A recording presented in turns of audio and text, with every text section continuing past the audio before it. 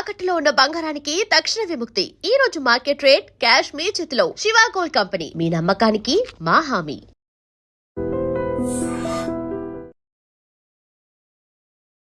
Hi sir, నమస్తే. నమస్తే sir, గుమ్మడి గారి గురించి అండి. సార్, డైలాగ్ చెప్పటంలో రామారావు గారిది ఒక స్టైలు, నాగేశ్వరరావు గారిది ఒక స్టైలు, ఎస్వి రంగారావు గారిది ఒక స్టైలు. సార్, ఆ మూడు డిఫరెంట్ స్టైల్స్. అయితే గుమ్మడి గారు మాత్రం చక్కగా స్వచ్ఛంగా ప్రతి సిలబుల్ అర్థమయ్యేటట్టు చక్కగా డైలాగు చెప్పటంలో గుమ్మడి గారు అద్భుతం అండి. సార్, అంత చక్కని ఎక్స్ప్రెషన్తో, అంత చక్కని డిక్షన్తో చాలా అద్భుతంగా చెప్తాడు గుమ్మడి గారు. అయితే ఈ గుమ్మడి గారు రామారావు గారి ప్రోత్సాహంతో, బ్రదర్ మీరు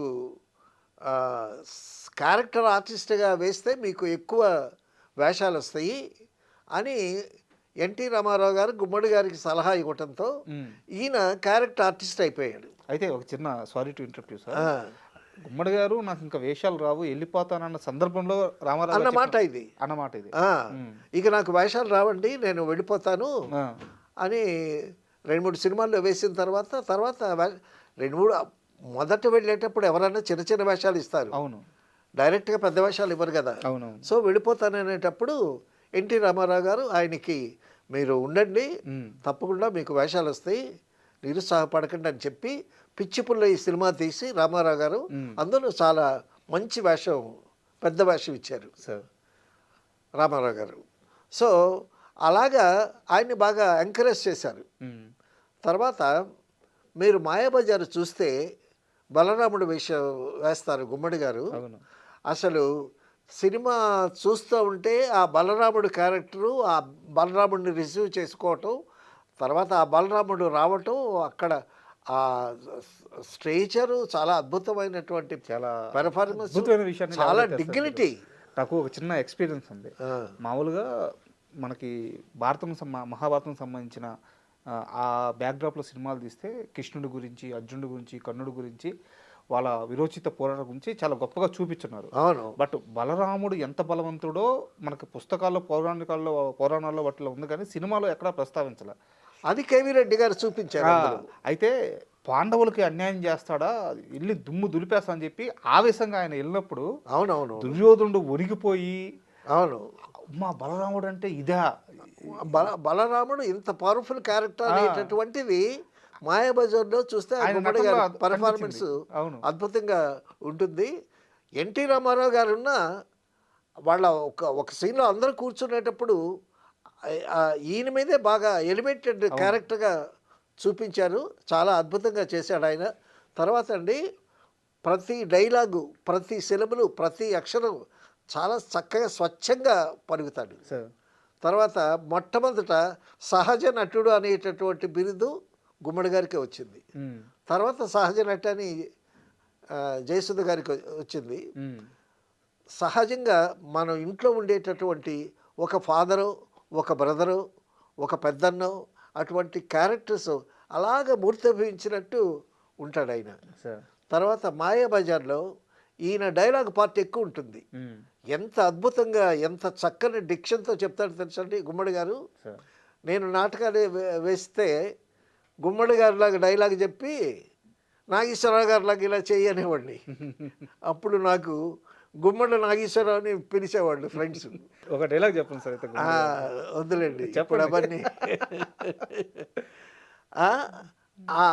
ఆయన డైలాగ్ డెలివరీ చాలా అద్భుతమైనటువంటి డెలివరీ. ఒక అద్భుతమైనటువంటి క్యారెక్టర్ ఎస్వి రంగారావు గారు వెయ్యాలి అంటే, ఎస్వి రంగారావు గారు వెయ్యనంటే, ఆయన అవైలబుల్ కాకపోతే నెక్స్ట్ చాయిస్ గుమ్మడి గారి. అయితే ఒక చిన్న డౌట్ సార్, ఇది నేను అంటే బయట ఉన్నదే అందరికీ తెలిసిందే, మళ్ళీ మిమ్మల్ని అడుగుతున్నాను. ఆయనకి గుండెపోటు గుమ్మడి అనే పేరు ఎలా వచ్చింది? గుండెపోటు గుమ్మడి అంటే ఇప్పుడు రామారావు గారికి, నాగేశ్వరరావు గారికి ఫాదర్ వేసాడు ఆయన. రామారావు గారి కన్నా నాగేశ్వరరావు ఒక ఏడు చిన్న, గుమ్మడి గారు ఇంకా చిన్న, కానీ ఫాదర్ వేషం వేశాడు. ఇద్దరికి ఫాదర్ వేషం వేశాడు. అయితే వీళ్ళ వయసులో ఆడియన్స్లో ఏదో తేడా వచ్చి ఒకడు ప్రశ్న అడిగాడు. అప్పుడు సినిమా రంగం అని ఒక బుక్ ఉండేది. అందులో ఒకడు అడిగాడు, ఏమని, గుమ్మడి కాయ పండా అని అడిగాడు. కాయా పండు అంటే అర్థం కాదు. కాయ పండు అంటే గుమ్మడి చిన్నవాడా పెద్దవాడా? Okay okay. Old father character చేస్తున్నాడు కదా. అర్థమైనా. సో అప్పుడు కాయ అని రాశాడు. వాళ్ళిద్దరు రామారావు గారు నాగేశ్వరరావు గారి కన్నా చిన్న ఈయన. అయితే రామారావు గారి సలహాతో ఈయన క్యారెక్టర్ ఆర్టిస్ట్ వేయటం, ఒకసారి ఒక క్యారెక్టర్ పడిన తర్వాత, ఒక ఏజ్ క్యారెక్టర్ పడిన తర్వాత ఇక ఆ క్యారెక్టర్కే పిలుస్తారండి. సినిమాల్లో ఎట్లా ఉంటుందంటే, పొరపాటున ఒక ఆర్టిస్టు డాక్టర్ వేషం వేశాడు అనుకోండి, ఈ డాక్టర్ వేషానికే పిలుస్తారు. డాక్టర్ రమేష్ అని ఒక ఆయన ఉండేవాడు. ఆయన సెట్కి వచ్చి ఆర్టిస్టులకి బీపీ అవన్నీ చూసేవాడు, వేషం అడిగేవాడు. ఆయనకి ఎప్పుడు డాక్టర్ వేషమే. నేను వేషాలలో మానుకుంటాను కానీ ఇక డాక్టర్ వేషం వేయననేవాడు. సో ఆ విధంగా ఒక ఫాదర్ క్యారెక్టర్కి ఒక మంచి ఫాదరు అనేసరికి, మంచి ఫాదర్ అంటే గుమ్మడి గారే, విలక్షణమైన ఫాదర్ అంటే ఎస్వి రంగారావు గారు. సో సావిత్రికి ఫాదర్ అయినా లేకపోతే మామగారు అయినా చక్కగా గుమ్మడి గారే. ఆ ఫ్యామిలీ రామారావు గారు, నాగేశ్వరరావు గారు, జగ్గయ్య గారు, గుమ్మడి గారు ఆ ఫ్యామిలీలో. అదే ఒక చక్కని ఫ్యామిలీ అనమాట. అయితే ఇంకొక చిన్న విషయం కూడా సార్, సావిత్రి గారు అంటే ఒక స్టార్గా ఉన్నప్పుడు కానీ ఆమె ఆస్తి అంతా కొంత లాస్ అయ్యి తర్వాత గోరింటాకు లాంటి సినిమాలో మదర్ క్యారెక్టర్ చేసిన ఆ సందర్భంలో కానీ ఓవరాల్ మొత్తం పీరియడ్లో సావిత్రి గారిని ఎప్పుడూ సావిత్రిలాగే చూసి ఆమెను అంతే గౌరవించిన వ్యక్తి గుమ్మడి గారు అంట. అవును. తర్వాత ఆవిడ ఇబ్బందుల్లో ఉంటే ఒక అమౌంట్ కూడా ఇచ్చారంట గుమ్మడి గారు. ఒక అమౌంట్ కూడా ఇచ్చారంట. ఇచ్చి మర్చిపోయాడు ఆయన. సావిత్రి అంటే అంత అభిమానం. అవును, చెప్పారు, చాలా మంది చెప్పారు. సరే, ఒకసారి సావిత్రి ఇంటికి వచ్చి గుమ్మడి గారిని పరామర్శించి, ఇదిగోండి అమౌంట్ అని అంటే ఆయన తీసుకోలేదంట. తీసుకోకపోతే అప్పుడు దిండి కింద పెట్టి వెళ్ళిందంట. సో ఆ విధంగా ఆమె ఆ రుణం కూడా ఉంచుకోలేదు. ఆ రుణం కూడా ఉంచుకోలేదు. తర్వాత ఆవిడ పరిస్థితి చూసి ఎవరికి తెలియకుండా ఒక హెల్ప్ చేసినట్టు, ఆ విధంగా సావిత్రి అంటే చాలా అభిమానం ఆయనకి. సావిత్రితో ఎన్ని సినిమాలు యాక్ట్ చేశాడు ఆయన. నిజంగా ఒక ఫాదర్ కానీ మామయ్య కానీ. అవును, వాళ్ళిద్దరూ ఏదో నిజమైన తండ్రి కూతురులాగే ఉండేవాళ్ళు. తర్వాత గుమ్మడి గారు చాలా సాహిత్య ప్రియుడండి. కవులన్నా, రచయితలన్నా, సాహిత్యం అన్నా, పాట అన్నా, తర్వాత మంచి డైలాగులన్నా సాహిత్య ప్రియుడు ఆయన. శ్రీనారాయణ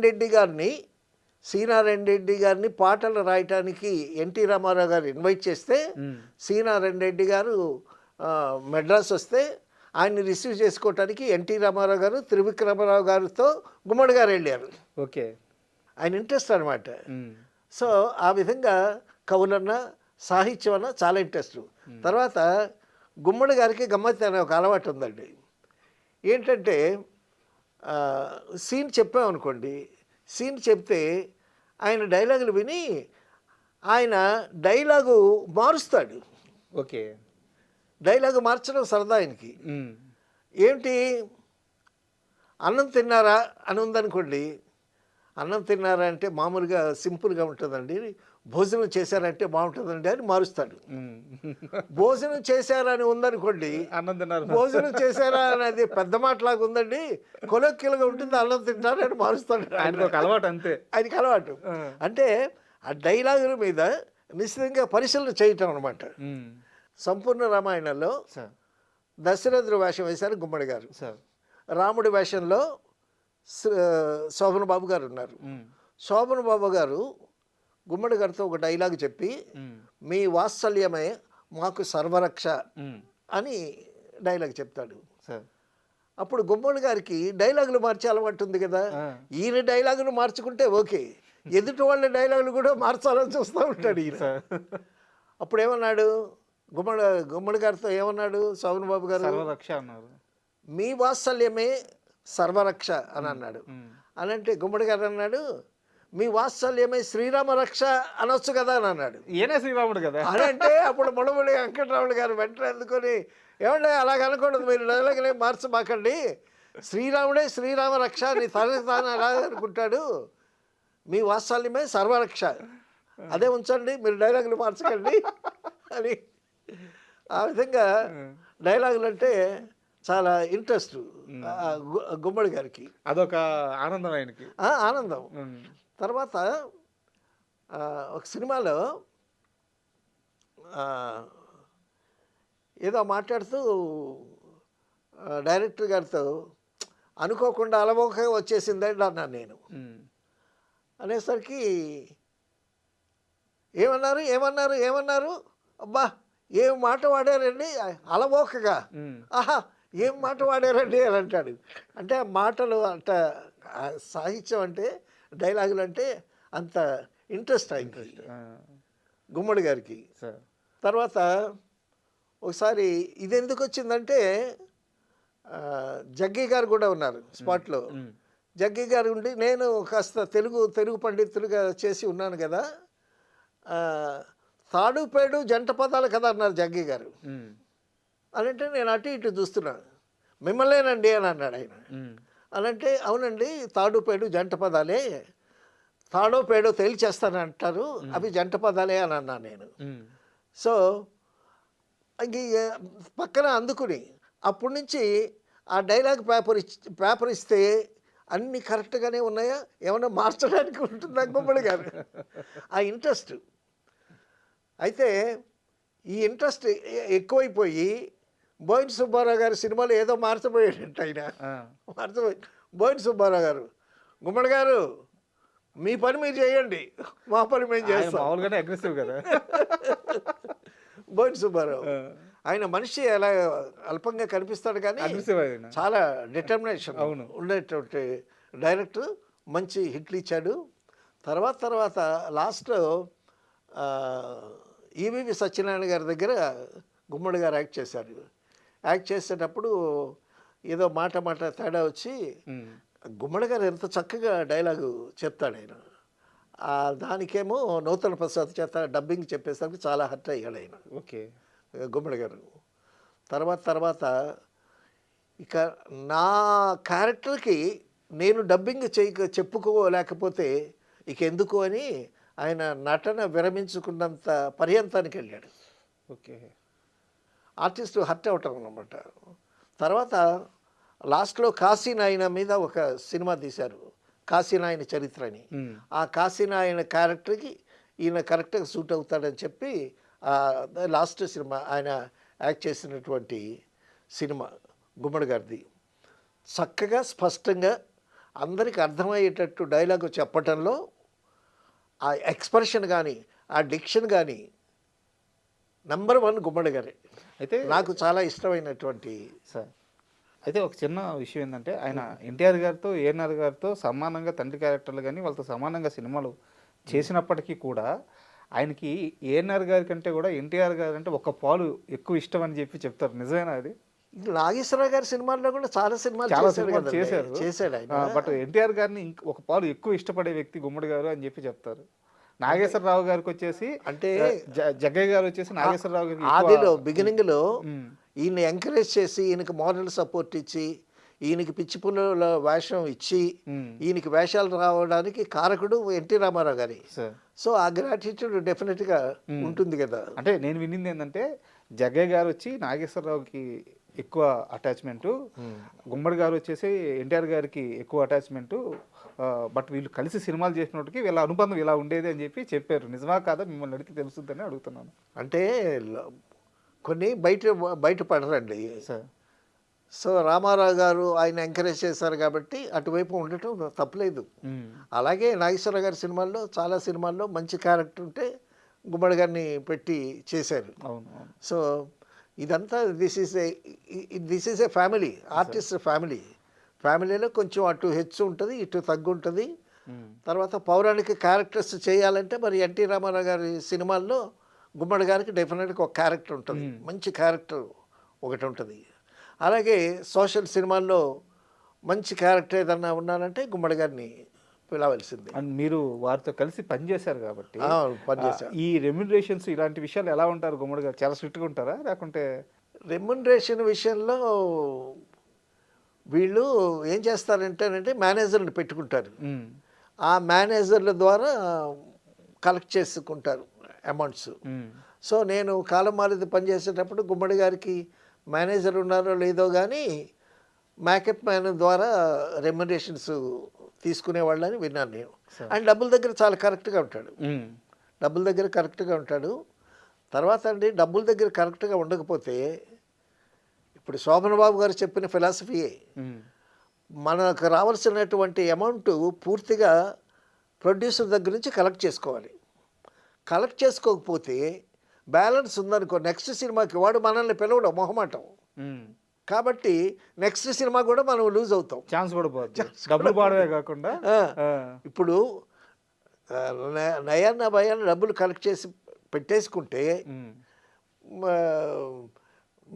ఇదిగా మనసులు బాగా ఫ్రీగా ఉంటాయి కదా. అవును, నెక్స్ట్ సినిమాకి డెఫినెట్గా పిలుస్తారు. ఇది చాలా బాగుంది. ఇది శోభన్ బాబు గారు పెట్టుకున్న రూల్ ఇది. శోభన్ బాబు గారు నాకు సరితబాబు గారు చెప్పారు, శోభన్ బాబు ఇలా చెప్పాడు అని. కరెక్ట్, అసలు చాలా బాగుంది. డబ్బింగ్ అయ్యేలోగా డబ్బులు వసూలు చేసుకోవాలి. డబ్బింగ్ అయిపోయిన తర్వాత ఇక వీళ్ళతో పని ఉంటుంది కదా. అవును. సో డబ్బింగ్ అయ్యేలోగా డబ్బులు ఇస్తేనే డబ్బింగ్కి వస్తాడు శోభన్ బాబు గారు. మరి మీలాగా నేను గట్టిగా అడగొచ్చా అని అంటే అడగాలి. ఎందుకంటే డబ్బింగ్ అయిపోయిన తర్వాత మనతో పని ఉండదు. ఆ బ్యాలెన్స్ వస్తాయో రావో తెలియదు. డబ్బు అమౌంట్ పూర్తిగా పడిందనుకో, మనం డబ్బింగ్ చెప్పేసామనుకో, ఆ సినిమా హిట్ అయ్యి ప్రొడ్యూసర్ నెక్స్ట్ సినిమా తీశాడనుకో, అప్పుడు డెఫినెట్గా మళ్ళీ క్యారెక్టర్ ఉంటే మనల్ని పిలుస్తాడు. మన బ్యాలెన్స్లో అక్కడ ఉన్నాయనుకో, మనకు ఆ క్యారెక్టర్ ఉన్నా సరే ఆ మొహమాటంతో మనల్ని పిలవకుండా మరొకరిని పిలుస్తాడు. రెండు విధాలు నష్టం అని టీచింగ్ అనమాట శోభన్ బాబు గారు సరితబాబుతో. సరితబాబు నాతో చెప్పినటువంటి విషయం. గుమ్మడి గారు కూడా ఇదే ఫాలో అయ్యేవాళ్ళు డెఫినెట్గా. సో ఆ విధంగా ఒక వేళ్ల మీద లెక్క పెట్టాల్సినటువంటి మంచి నటుల్లో చక్కగా డైలాగ్ చెప్పడం, చక్కగా ఎక్స్ప్రెషన్ ఇవ్వటం, ఆ చెప్పటంలో డెఫినెట్గా నెంబర్ 1 అని చెప్పుకోవాలి. నాకు ఆయన డైలాగ్ డెలివరీ అంటే చాలా ఇష్టం. మేము నాటకాలు వేసేటప్పుడు గుమ్మడి గారిలాగా డైలాగ్ చెప్పేవాడిని. తర్వాత మా డైరెక్టర్ అనేవాడు తిమ్మరాజు వీరభద్రయ్య అని, గుమ్మడి గారు రాధ ఏమిటి అలాగా, అది ఒక డైలాగ్ చెప్పామనుకోండి, ఆ డైలాగ్ ఎండ్ మింగేస్తాడంట గుమ్మడి గారు. అలాగే నువ్వు మింగబాకు అనేవాడు. అంటే క్యారెక్టర్ని బట్టి ఆ మాడ్యులేషన్ కూడా చాలా చాలా న్యాచురల్గా ఉంటుంది. అందుకే సహజ నటుడు అని అన్నారు గుమ్మడిని. సార్ చివరిగా గుమ్మడి గారి గురించి ఒక చిన్న ప్రశ్న. అయితే ఇంత గొప్ప నటుడు మీరు చెప్పినట్టు ఆయన డైలాగ్స్ కానీ అసలు రీప్లేస్మెంట్కి సాధ్యం కాదు ఆయన రీప్లేస్మెంట్. అవునవును. అలాంటి నటుడు కేవలం 500 సినిమాలే చేయడానికి కారణం ఏంటి? అంటే ఒక క్యారెక్టర్ ఆర్టిస్ట్ చాలా ఎక్కువ సినిమాలు చేస్తారు కదా. 500 సినిమాలేనా ఏంటండి, ఇంకా చాలా సినిమాల్లో ఉన్నాడు కదా. రామారావు గారి సినిమాల్లో ఉన్నాడు, నాగేశ్వర గారి సినిమా, కృష్ణ గారి సినిమాల్లో ఉన్నాడు, శోభన్ బాబు సినిమాల్లో ఉన్నాడు, చాలా చాలా సినిమాల్లో ఉన్నాడు. తర్వాత కొన్ని విభిన్నమైనటువంటి క్యారెక్టర్స్ చేశాడు ఆయన. మహామంత్రి తిమ్మరసులో ఆయన పర్ఫార్మెన్స్ చూడాలండి, దానికి అవార్డు కూడా వచ్చింది. చాలా అద్భుతంగా చేశాడు. తర్వాత లక్షాధికారి అనేటటువంటి సినిమాల్లో విలన్ వేషం వేశాడు ఆయన. సో అటువంటి వైవిధ్యమైనటువంటి క్యారెక్టర్స్ కూడా చేశాడు. అయితే ఆయన ఏంటంటే ప్రొడక్షన్ జోలికి వెళ్ళలేదు, తెలివిగా ప్రొడక్షన్ జోలికి వెళ్ళకుండా. చాలామంది చేసిన తప్ప ఆయన చేయలేదు. ఆ విధంగా తర్వాత విజయ సంస్థలో ప్రతి సినిమాలో ఆయన ఉన్నాడు. అవును. అలాగే నాగేశ్వరరావు గారి సినిమాల్లో డెఫినెట్గా ఒక మంచి క్యారెక్టర్ ఉంటే అది గుమ్మడిది అవుతుంది. సో సావిత్రి, నాగేశ్వరరావు గారు, జగ్గయ్య గారు ఉంటే అది సూపర్ హిట్ సినిమా.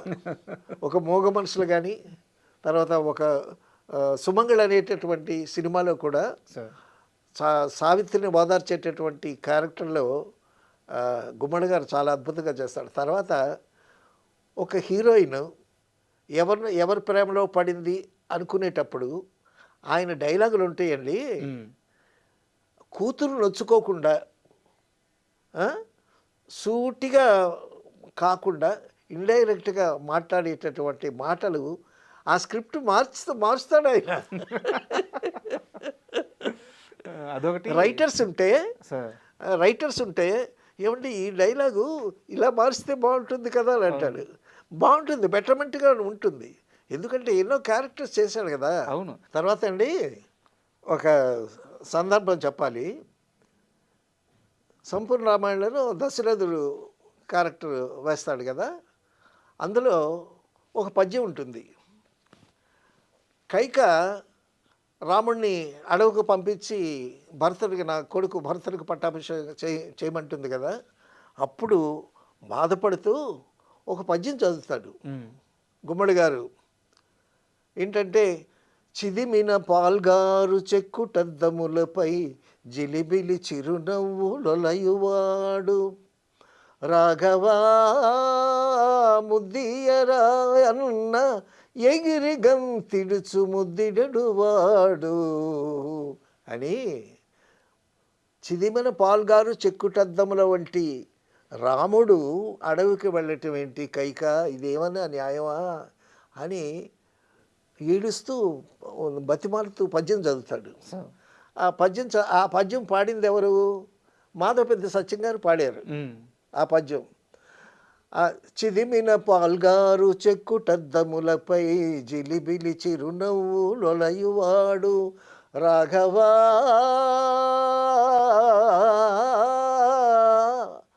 ముద్దియరాయన్న ఎగిరి గంతిడుచు ముద్దిడువాడు అని పాడతాడు. అటువంటి వాడిని అడవులకు పంపించమంటావా కైక అని. ఆ రాఘవ అనేటప్పుడు మాధవపెద్ది సత్యం గారు ఓ తెగరాగం తీశాడు. రాఘవ అని ఓ శాంతాడంత రాగం తీశాడు. రాఘవ అని ముద్దియరా అన్న ఎగిరి గంతిడుచు ముద్దెడు వాడు అనేది ఇట్లా లైను. ఈ రాఘవ అని రాగం తీసి ముద్దియరా అని రాముడిని అడిగేసరికి ఈలోగా రాముడు మరీ పెద్దవాడు అయిపోయాడు. ఈ వయసులో ముద్దేంటానా పో అంటాడు రాముడు. గుమ్మడి గారి చలోక్తిది అని మాధవపెద్ద సత్యాన్ని పిలిచి రాఘవ అనేటటువంటి ఆ రాగం తగ్గించి మళ్ళా పాడి ఆ పద్యం తీసుకురా, రాఘవాని ఇంతసేపు ఏంటి రాగం అది ఇదని. అంటే సాహిత్యంలో అంత ఇంట్రెస్ట్ ఆయనకి, డైలాగులో ఎంత ఇంట్రెస్ట్ ఉందో పద్యంలో కూడా అంత ఇంట్రెస్ట్ ఉంది. తర్వాత అద్భుతమైనటువంటి నాటకాలు చూశాడు ఆయన. గుంటూరు హిందూ కాలేజీలో చదువుకునేవాడు ఆయన. తర్వాత ఏసీ కాలేజీలో ఎన్టీ రామారావు గారు, జగ్గయ్య గారు, సోమన్ బాబు వీళ్ళు ఏసీ కాలేజీలో చదువుకున్నాడు. ఆయన హిందూ కాలేజీలో. వీళ్ళు కలిసి నాటకాలు వేశారు గుంటూరులో వేశారు, తర్వాత తెనాల్లో వేశారు, విజయవాడలో నాటకాలు వేశారు. అప్పటి నుంచి రామారావు గారు పరిచయం ఆయనకి. సో ఆ విధంగా ఆ పద్య నాటకాలంటే చాలా ఇంట్రెస్ట్. ఆ పద్య నాటకాలు పాడేవాళ్ళని పాడించుకుని ఖాళీగా ఉండేటప్పుడు సెట్లో వాళ్ళని పద్యాల చేత పాడించుకుని బాగా ఎంజాయ్ చేసేవాళ్ళు. పాట మీద, సాహిత్యం మీద చాలా మక్కువ ఆయనకి. దానివల్ల ఆయన ఎక్కువ డైలాగుల్ని మార్చటం అలవాటు అయిపోయింది అనమాట. నిజంగా thank you very much sir. ఎందుకంటే గుమ్మడి గారు పేరు చెప్పగానే గుర్తుపట్టని తెలుగువారు అసలు ఎక్కడా ఉండరు. డెఫినెట్లీ అలాంటి గొప్ప నటుడు గురించి అత్యద్భుతమైన విషయాలు తెలియజేశారు. నిజంగా ధన్యవాదాలు sir. Thank you. And for more videos, please subscribe to iDream channel. Subscribe to iDream Media. Please subscribe to iDream. Please subscribe to iDream. Please subscribe iDream. And please subscribe to iDream. For more videos, subscribe to iDream. please like, share and subscribe to the channel. Congratulations, iDream. Subscribe to iDream. Subscribe to iDream. So subscribe to iDream Media. iDream ki iDream team andarki huge congratulations. Please subscribe iDream Media. Please subscribe to iDream. Subscribe iDream. Please subscribe to iDream. iDream అంటే నా కళల ఛానల్ను subscribe చేసుకున్న నోరు తిరుగుతలేదు, మీరైతే గంట గుర్తు కొట్టండి. For more such videos, please subscribe to iDream. Subscribe to iDream. Please subscribe to iDream. Please subscribe iDream Media. Please do subscribe to iDream. Please subscribe to iDream Media. For best entertainment and information, please subscribe iDream. And don't forget to subscribe to iDream.